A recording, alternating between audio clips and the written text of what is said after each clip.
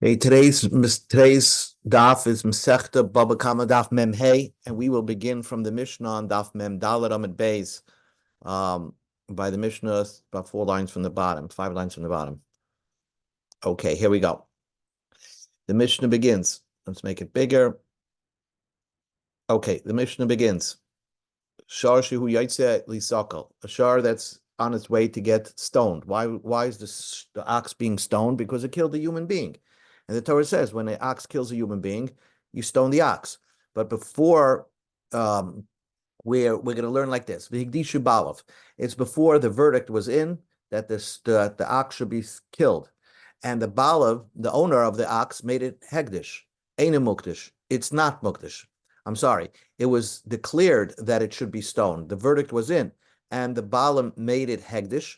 Ain't a mukdish. It's not hegdish because it's not the owner's anymore. Once the court said that this ox should be killed, it doesn't belong to the owner. He has no ownership on this ox anymore, and therefore, if he made it hegdish, it doesn't work. Shchata, if he slaughtered the ox, b'sari aser, the meat is aser because it's not his ox. It's an ox that's destined to be stoned. But if prior to the verdict being in, higdishoy ba'alav, the owner made it hegdish, mugdash, it becomes a holy ox, and therefore, let's say somebody uses it, he's chayiv a karban milah, he desecrated hegdish. However, if the court system declared that the ox was supposed to be stoned, then of course they would take the ox and stone it. But up until the point till the verdict is in, it belongs to the owner, and he has a right to make it hegdish. And therefore, if it's hegdish, it is considered hegdish. If the owner shechted the ox, b'sarei muta, the meat of that carbon, the meat of that ox is permitted. So that's the first part of the Mishnah. So there's a difference between up until the verdict, where we still consider the ox the ownership of its original owner, but once the verdict is in, it doesn't even belong to its original owner. Now we say a new thing, new part of the Mishnah. A man gave his ox over to a shomer chinam, a free watchman or borrower, or to a renter, or to a shomer that he's paying money to watch it. Nichnesu tachas bailam. They take the place of the ownership. I mean, there are the watchmen. So muad, if the animal that they committed to watch was a muad, mishalim nezek shalim, they would pay the full damages. The tam, if the animal that they committed to watch was a tam, they would pay mishalim chatzi nezek. They would pay half the nezek. Taner Rabbanan, the rabbis taught shar shehemis, a shar, an ox that killed a human being. Ad shaloi nigmar dinoi. Now, up until the court determined that this ox should be killed, so mechoroi, if the owner sells the ox, okay, so we go to the top of Mem Hey Amud Aleph, machor, it's a good sale, and therefore the purchaser has a right to plow his field with it, and whatever he plowed his field with it is okay. He doesn't have to return, and he paid money to the owner, and so he doesn't have to pay rental money. So because it belongs to because he paid for it. But however, what's going to happen here is that if the verdict comes back and that this ox is destined to be killed, so that's it. He probably gets his money back because the sale is invalid, and they would kill the ox. But the fact that he used the ox up until that time, he doesn't have to pay rental money for that. Higdishoy, if the owner made the animal hegdish, mugdash, as we saw in our Mishnah, up until the verdict is in, it has a din hegdish. Shachtoi, if the owner shechted the animal up until the verdict is in, b'sarei mutar, the meat is permitted. Hechziroi shomer lebeis ba'alav, if the shomer, you gave it to a shomer to watch, and he returned it, obviously the ox killed somebody under his watch, but he took the ox and said, Mr. Owner, here's your ox back. Mukhsar, it's considered returned, and he doesn't have to pay anything further. Mishinig Madinoi, but once after the verdict is in, Machorai Eina Machar, the sale was an invalid sale, and therefore, let's say the verdict was in and the owner sold it. So then the person who purchased it, really that's an invalid purchase. And if he uses it, so if he uses it and he plowed his field with it, so he would probably give that money. First of all, he would get his money back. Plus, the fact that he used it, he would give that rental money back to the original owner, who had no right to sell it to you in the first place. And that, I guess, that money will be destroyed because the ox is being destroyed. It's going to be distoned. So the money that the person who inadvertently purchased it, he gets his money back, but he has to pay rental money because he actually used the ox. So he'll give it back to the original owner, who's going to destroy that money. That's how you have to learn. Hegdishoy einem mukdish. If the owner made it hegdish after the verdict is in, it's not hegdish anymore. Shachtoy, if he slaughters the animal, b'sari asa, the meat is not permitted to be eaten. Says the Mishnah. Says the Brisa. Hechzira shoymer lebeis balav. Let's say the verdict came back and the shar is supposed to be stoned.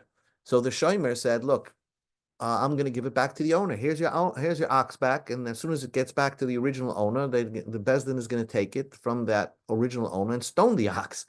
Eine muchser. That's not called returning an ox. You were given a regular ox to watch, and now you're returning an ox that has to be killed. So that's not called a return, and therefore you're obligated to pay for a new ox." Rabbi Yaakov says, "Af mishenig medina yachzira shem lebalav muchser." Even after the verdict is in, and this ox is destined to be killed, if the shomer returned the ox to its original owner, muchser, that's considered a return, and he doesn't have to pay him for a new ox, even though when the owner gets it back, the original owner gets it back from the shomer, this ox is going to be taken and confiscated by the courts to be killed.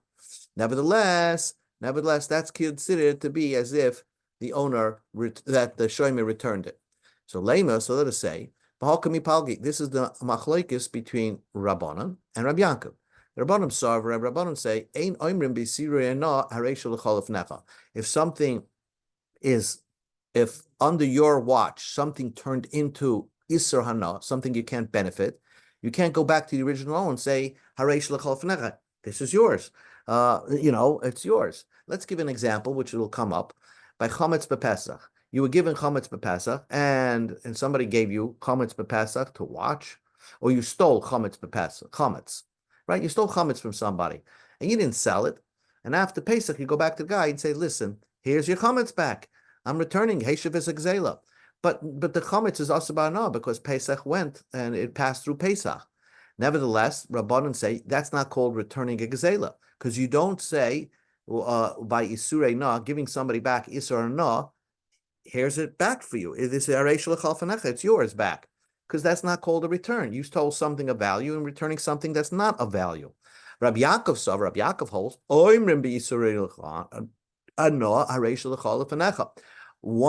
Rabbi Yaakov says, you do say, by Yisurei Ana, you could return it back, because it's a technical thing. Really, you stole chametz and you're returning chametz. But okay, Pesach made the chametz, passing through Pesach made the chametz asur ba'ana, but nevertheless, it's considered to be a good return. So let us say that is the machlokes between Rabbi Yaakov and Rabbanan. Rabbanan say that if you are watching a shar and then it killed somebody and the verdict is in that this shar should be killed, you cannot return that shar to the owner. That's not called returning. Rabbi Yaakov says that even if now the shar became isurei ana, you can say, harei shelachol lefnecha, take your shar back. Amar Rabba said no. The Kuli Alma, everybody will agree. One can say by Isurei Ana, return it. Why is it when it comes to chametz b'Pesach, everybody agrees that if you steal chametz before Pesach and you want to return it after Pesach, even the Rabbanim would agree you can return it. We'll learn that later on clearly. And since there is no argument, there must be something unique of why the Rabbanim hold by a shor, it'll be different. In our case, it'll be different. So everybody technically agrees, you steal chametz before Pesach, and then Pesach passes on, and you want to do tshuva, you can return the asur b'hana chametz to its original owner, and that's it. You stole chametz, you're returning chametz, and there's no problem with your keeping the pasuk of a heishav es gzela.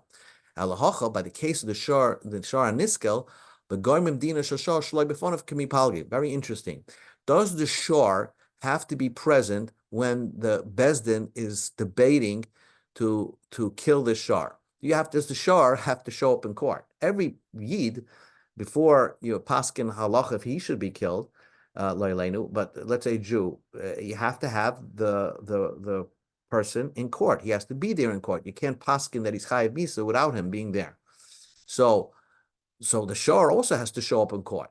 So here is where the problem is. This good shomer brought the shor to court. So he actually caused the loss to the original owner.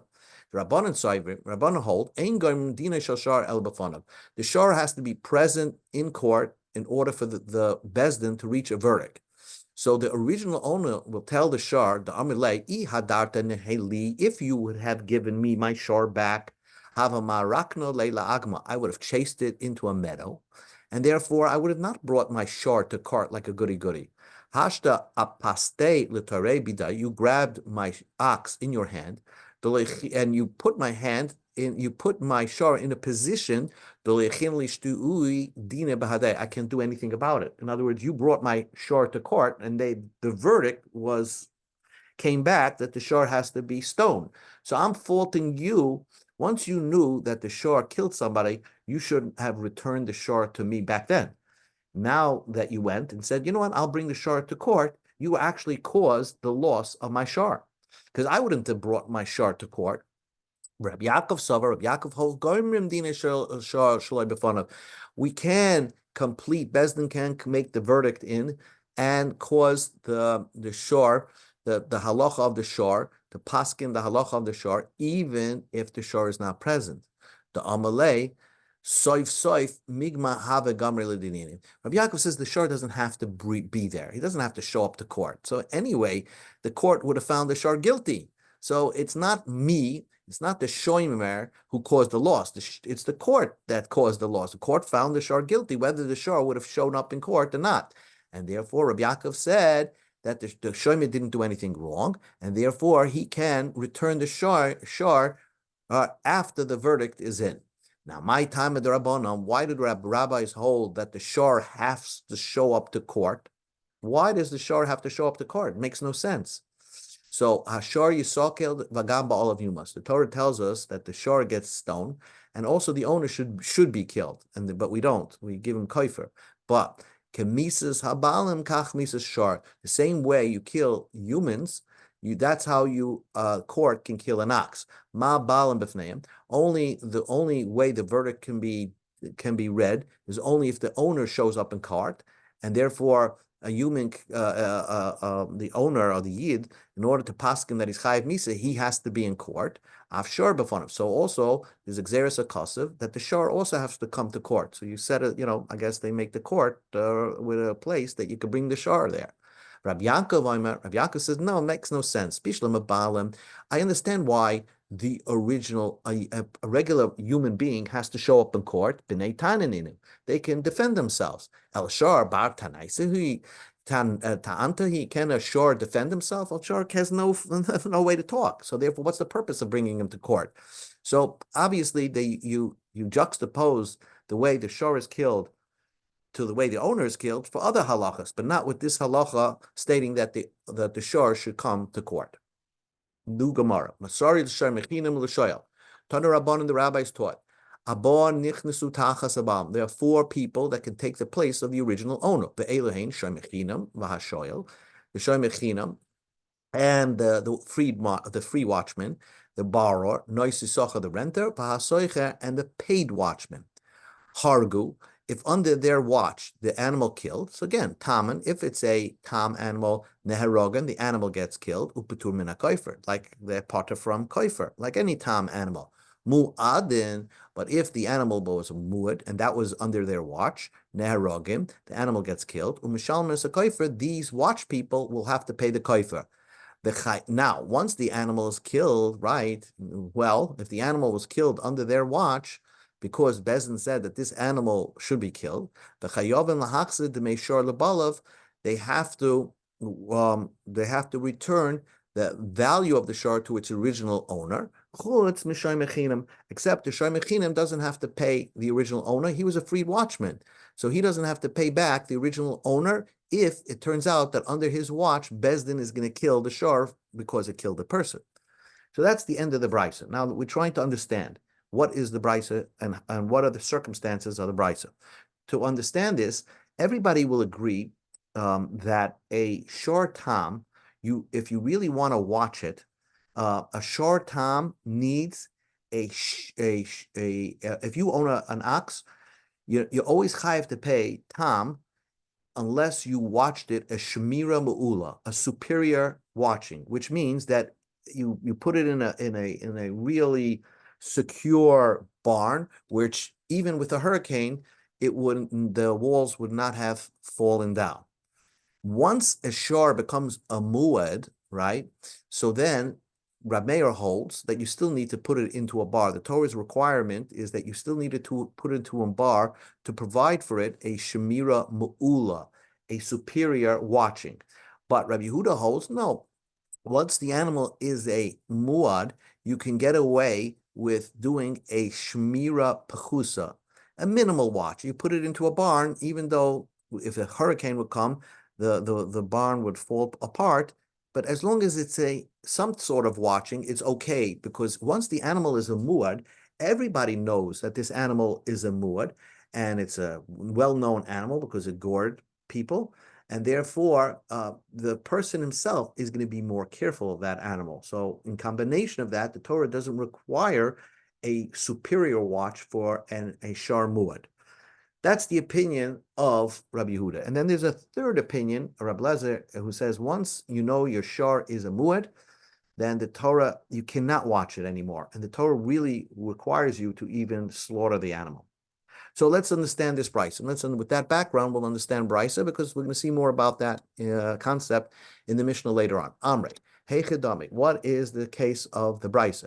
Idenatre, if the shomer provided a superior watching, he put it into a barn that impossible to fall apart with a hurricane. Afilu kulinami patri, then everybody should be potter. He watched it a superior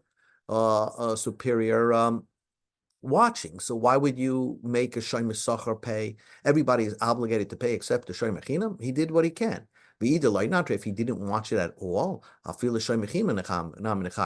then it's negligence. Even if he was a free watchman, he should be obligated to pay for the ox that's getting killed. And says the Gemara, Amre, so the Chamim explained, here we're talking about the Natre Shimon Pekusa. He watched it a minimal watching, which is what you expect the Shomer to do. However, the Torah requires for a tam, in order for you to be potter, you have to give it a Shemira Ma'ula. But Veloy Natre Shemira Ma'ula. And you didn't give it a superior watch. So shomer chinam calls for loy shmirasai. For shomer chinam, since he's a free watchman, all you can expect from him, all he had to do was watch it a shmir pchusa, and if he did, then he's not obligated to pay. Hanach, but the others are paid watchmen, or the shoyel, or the borrower, has more requirement to watch. So loy calls for shmirasam, they were required to give it a shmira mu'ula. And if they did not give it a shmira mu'ula, a superior watch, then they're obligated to pay. And that's how this brisa differentiates between a shomer chinam that does not require to pay and the shomer sachar, which is required to pay, and the renter also. So the Gemara asks a question. Amrei, let us understand that. Come on, who is the author of this brisa? Rab Meir. If you're going to say the author of the brisa, Rab Meir, we go to Amar Beis. The Amar who said a renter has the same laws as a shomer chinam. So listen, let the brisa say chutz mishomer chinam v'hasoicher. Then shomer chinam and soicher should be not obligated to pay. Rabbi Yehuda, the Amar shomer sachar k'noisi sachar. If the author of the brisa is Rabbi Yehuda, who says shomer sachar is like a noisi sachar, nisnei, let the brisa say no. Now, Rabbi Yehuda, remember Rabbi Yehuda's shita is by a mued, all you need is a shmira pechusa. And if we're saying that he did a shmira pechusa, so a minimal watching, Nisni, let the Brisa say, chutz mishoy mechinam, except from mishoy mechinam who doesn't have to pay because he did a shmir pchusa. The kulan and all of them will not have to pay if they did also a shmir pchusa. B'mu'adim peturim, they're by a mu'ad they're potter linyan kaifer from paying kaifer because the Torah only requires you to do a shmir pchusa by a mu'ad according to Rabbi Yehuda, and if that's what they did, then everybody's not obligated to pay by a mu'ad. So how could you square off the brisa to make it make sense according to an opinion? Answers the Gemara, Rabbi Huda Bar Chanina, Hamani, the author of the brisa is Rab Lezahi. The author of the brisa is Rab Leza. That once it's a mu'ed, there's no such a thing, you watching it. The watching is, you can't watch it anymore. The Amar, he said, Ein lo shemira ela sakin. The only way to watch a mu'ed is only using the knife. You have to kill it. So, therefore, everybody by a mu'ed is obligated to pay. But what about a renter? Like Rabbi Yehuda. Then he does hold like Rabbi Yehuda. The Aman Soicher can Soicher has the same laws as a Noisi Sachar. And therefore, that's a great teretz. That really the author of the Brisa is this Rab Eliezer. And therefore, you're obligated to pay if it's a mu'ed, because once an animal turns to be a mu'ed, there's no way to watch it. In the Torah, it holds you responsible. But when you did a shmira pechusa, so a shomer chinam can get away with that. A soicher, a renter, a renter is like a noisi socher, is like a shomer socher, and they both are required to do a shmira mu'ula, and therefore, since they did not, they were obligated to pay.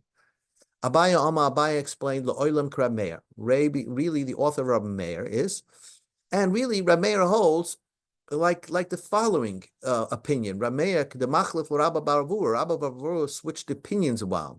Well, Tane, and he had a version. Soicha, a renter, Ketzim Mishalim, how does he pay? Rab Meir says a soicher is a shomer socher. According to this version, so then shomer chinim is the only one that could get away with a shmira pchusa, but a renter and a paid watchman has to do a shmira mu'ula, and that's how that squares off. Rabbi Yehuda, so once you have the version that says Rameir says a soicher is a shomer socher, then our brisa can make sense. Amma Rabbi Laza says Mosar Shairei l'Shomer Chinam. One more point: if you give your ox to a shomer chinam, a free watchman, hizik, if it damages others, chayiv, then the shomer chinam is obligated to pay. Huzak, but if it gets damaged, potter, then the shomer chinam is not obligated to pay. If the animal itself got damaged, somebody else damaged this animal, the shomer chinam is not required to pay. So again, this is a cryptic statement. So Amrei, so the yeshiva boys examined that. Hey Chedami, what's the scenario? Circumstances. Either Kabul el Shmir and Zakav, if the Shomer says the Shomer accepted upon himself to totally watch this animal so that it does not damage others and it doesn't get damaged. So even if it got damaged, the Shomer Chinam should be obligated to pay. If the Shomer did not commit himself to watch for damages, that even if it does damage to somebody else, the Shomer Chinam says, I'm not watching an animal that's a wild animal, and therefore he should also not be obligated to pay. So what is the scenario where if it damages others, he's obligated to pay. If it gets damaged, he's not obligated to pay. Amar Rava explains, Lo'ilam shekibel olav shmiras nizakav, he was accepting upon himself to watch for damages. V'hacha b'mayaskin, here he's talking about, he saw that this is a wild animal. So, therefore, ustama de milsa, the loy ezel ihu umazak achrina kibel alei. Really, if it's a shor nakam, when he accepted upon himself to guard this animal, he's only accepting upon himself what he knows about the animal, that it damages other people. So therefore, he accepted upon himself that it should not damage other people, or other shirim. But the asa achrinu maske today. But if other animals will damage it, he never thought about that. So therefore, he didn't even think that another shar will have the guts to start up with this shar. So therefore, he didn't accept upon himself to pay if the animal itself got damaged. New Mishnah. Kishare bala b'masera v'nol b'fon of karo v'yotze b'hizik echatam b'chamuer chayev. Divra meir. A guy tied the owner tied the animal with a rope, a normal rope, or he had a barn and he just closed the door of the barn. It's a normal barn but this barn can not withstand hurricane winds. And then the animal somehow escaped and did damage. No matter what, if it's a tam or a muad, chayiv, the owner is obligated to pay. Divra meir. Rabbi Yehuda Aimer, tam chayiv. If it's a tam, you're obligated to pay. Umuad pater, and a muad is not obligated to pay. Shnema v'lo yishmer ba'alav. The Torah, when it talks about a muad, says, what did the owner do wrong? It did not watch the animal. V'shamar who's that? But if he did watch, albeit he put up a minimal watch, that's also okay. So that is the opinion of Rabbi Yehuda. Again, once this animal is a known muad, so the Torah doesn't require you to give a superior watch to it. Even an inferior watch is also okay, because people know that this is a wild animal, so they'll be more careful as well. So in combination of that, then a muad is considered to be not as dangerous. People are watching themselves out from this muad animal, and you yourself, the owner, is putting up some sort of protection and guards on it. Rabbi Lezer says, "Ein l'shmir elasakin." Once an animal becomes a muad, the only way to watch it is only if you actually knife the animal and kill it. Once you didn't do that, then the Torah obligates you as an owner of a muad animal to pay full damages. My time of the Rameya. What's the reason of Rameya that both a tam and a muad needs a shmira mu'ula? Kesava Rameir holds stam shroirim la becheske shimer kamet. Most oxen are not guarded, right? You can't just have a pet ox. V'omer tam nechayim. If it's the first time you're obligated to pay, the moile shmir pchusa, you should have at least minimally watched it. Then the Torah says, the Torah says you did something wrong if it turned into a muad, you didn't watch this animal. The shmir mu'ula, that you're supposed to put a superior watch to this animal. And so therefore, now the Torah said, demanded by a muad to be a shmira mu'ula. Then we have just a limit that teaches you that from Xer Shava, that just like a muad needs a shmira mu'ula, so also a tam needs a shmira mu'ula, a superior watch. Rabbi Yehuda says, stam shoyer and becheske shimer kaim. Rabbi Yehuda disagrees. He holds most stars are guarded animals, not like Rameir. Rabbi Yehuda holds you could technically have a pet shar. Amar Achmana, tam neshalim dibaylei shmirah. The Torah requires you, a tam, to have a superior watch. Then the Torah said, the Torah required you to. The Torah says you didn't watch it by a muad, right? The Torah faults you for not watching it by a muad, where as a tam you're supposed to watch it a superior. Now by a muad, the Torah says, oh, you didn't watch it. The Navilei Shmir Mula. The Torah said you were supposed to watch the muad as a superior shmira. Have a riba achariba. It's just a riboy achariba. The Torah is telling you the same idea. The all-inclusive, extended shmira. The Torah says it twice. By saying it twice, it's elamayid. It means to limit it. The Torah limited the shmira mu'ula, and it said that it only applies by a tam, not by muad. So by muad, you could get away with a shmira pchusa.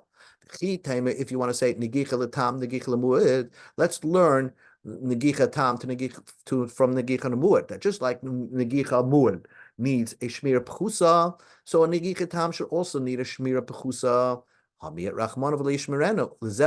The Torah says only by a muad you can get away with a shmira pchusa. It's like a special pasuk, but not by a shmira tam. By shmira tam, you need a shmira mu'ula, a superior watch. But a shmira pchusa was only the leniency that the Torah said that you could say that by a muad. Says the Gemara, if the lo yishmerenu is that's how you learn that by a muad you can get away with a shmira pechusa, that's supposed to tell you that you didn't watch it. that Torah is faulting you for not watching a muad, and therefore you're going to pay 100% of the damages. In Cain, if that was the case, if that's the only limit of the pasuk, nichtav rak ma v'lo yishmar, you didn't watch it. My v'lo yishmerenu, the renu zev lo yacha, that only by a muad the Torah said, I'm giving you the leniency of shmir b'chusa, but by a tam, you still have to have a shmir ma'ula. So that is the opinion of Rabbi Yehuda and Rameir. Both by a tam you need a shmir ma'ula, and Rameir says even by muad you need a shmir ma'ula. And Rabbi Yehuda says by a muad you can get away with a shmira pchusa, and you learn that from Lo Yishmerenu. Tanya, we learned in the Brisa, Rabbi Lezer ben Yaakov, Oime echad tam bechad muad shamrei shmira pchusa pater. He says a new opinion. Rabbi Lezer ben Yaakov says that as long as you watch a shmira pchusa by a tama muad, you're not obligated to pay. My tama savlak Rabbi Yehuda amamura b'shmira pchusa sagla. He holds like Rabbi Yehuda that a muad is a shmira pchusa, and then he doesn't learn the limit of Lo Yishmerenu. He has a Gezerah Shava that says whatever applies by a muad applies by a tam. And just like by a muad it's a shmir pchusa, so also by a tam it's a shmir pchusa. One last piece. Amar Rav Ada bar Ahava, Rav Abba bar says, "Lepoter Rabbi Yehuda el tzad ha'ador shaboy al tzad tamam l'koyim ha'imedis." Even Rabbi Yehuda said that if you do a shmira pchusa, you're okay, and you don't have to pay 100% of the damages, but 50% of the damages you will have to pay, because the star tama still remains. It's still a tam, and you didn't do a shmira mu'ula, because by a tam you have to do a shmira mu'ula, and you only did a shmira pchusa. So by doing a shmira pchusa, you get away. You don't have to pay 100% of the damages, but you do have to pay at least 50% of the damages. Okay, so that is today's daf.